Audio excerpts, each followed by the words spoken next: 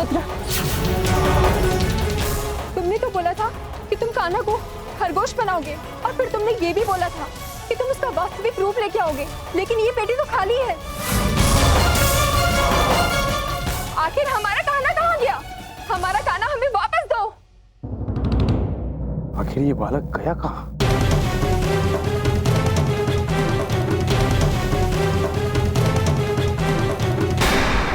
ये क्या था माधव?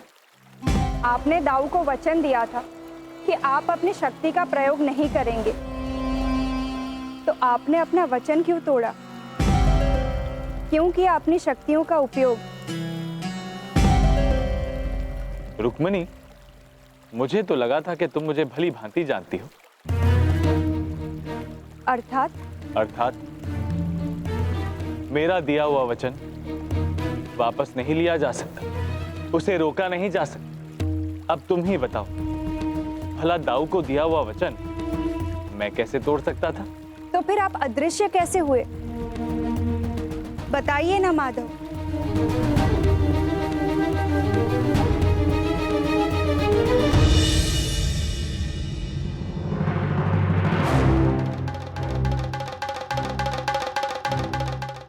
तो आपने मुझे निकाला क्यों?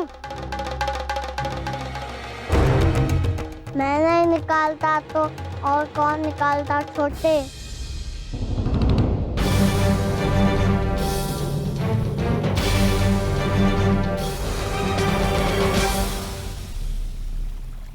दाऊ ने ऐसा किया, परंतु माधव वो तो आपसे रुष्ट थे, तो फिर उन्होंने ऐसा क्यों किया?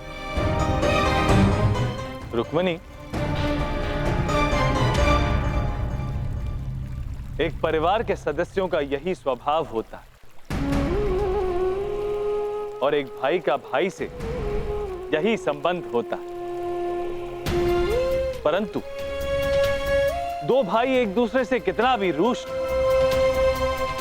संकट के समय वो एक दूसरे की सहायता के लिए दौड़े चले आते हैं। अब तुम ही बताओ रुक्मिणी, यदि तुम मुझसे किसी बात पर रूष्ट होती और उसी समय मुझ पे कोई संकट आ जाता तो तुम क्या करती? ये कैसा प्रश्न है माधव? आप तो भली भांति जानते हैं कि आप मेरे लिए सबसे बढ़कर हो।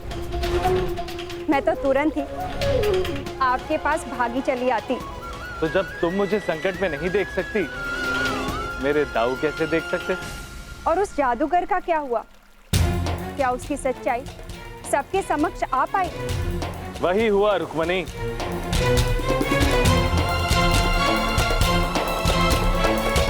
जो उसकी नियति में था। हाँ, सोच क्या रहे हो? कृष्णा को वापस लाओ। मुझे लगता है देवता उससे क्रोधित हो गए और उसे सदैव के लिए गायब कर दिया।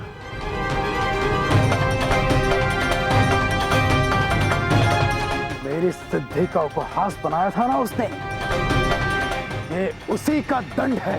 नहीं, ऐसा नहीं हो सकता। झूठ बोल रहे हो तुम। मेरे पुत्र को मुझसे कोई अलग नहीं कर सकता। कहाँ है मेरा पुत्र? बोलो। या तो तुम मेरे पुत्र को लौटा दो या मुझे भी वहां भेज दो। मैं स्वयं अपने पुत्र को ढूंढ लूंगी।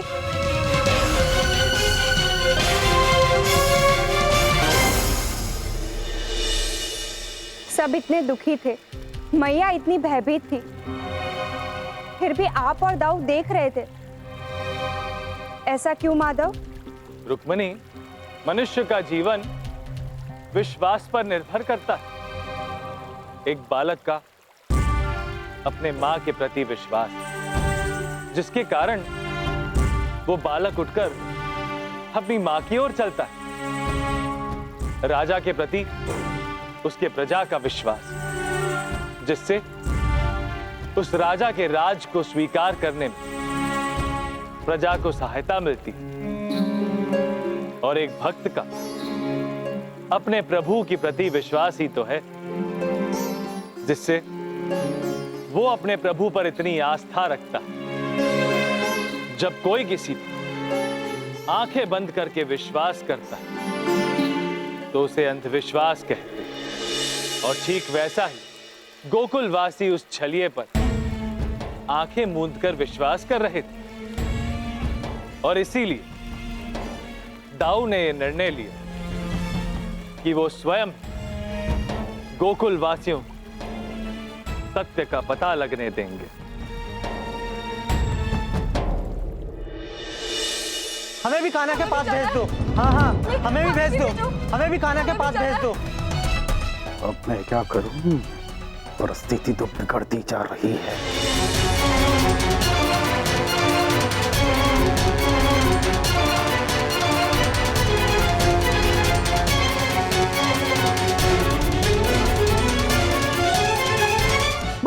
बस करो, रुको।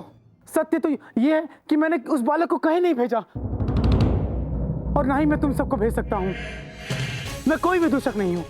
मैं केवल छल से लोगों की दृष्टि को भ्रम में डालता था और अपने हाथ की सफाई से उन्हें चमत्कार दिखाता था, उन्हें मूर्ख बना के मैं उनसे धन लेता था। मैं गोकुल भी इसीलिए आया था। मुझे क्षमा कर दीजिए। मैं किसी को खरगोश नहीं बनाता। खरगोश तो पहले से ही इस बक्से में था, जिसे मैं दूसरी तरफ से निकालता था और चमत्कार दिखाता था। परंतु आज तो स्वयं चमत्कार हो गया और ना जाने वो बालक कहाँ चला गया। आप सब देखिए, यहाँ पे ये जो यंत्र है, मैं इसे पैर से ऐसे करता था और वो फाटक अचानक बंद हो जाए और ऐसा दिखता था जैसे मनुष्य गायब हो गया। मैं किसी को गायब नहीं करता। मुझे क्षमा कर दीजिए। मुझे जाने दीजिए। यदि तुम्हें नहीं पता कि मेरा पुत्र कहाँ है, तो फिर किसे पता होगा? बोलो, ईश्वर के लिए बोलो, मेरा पुत्र कहाँ है? कहाँ है मेरा पुत्र?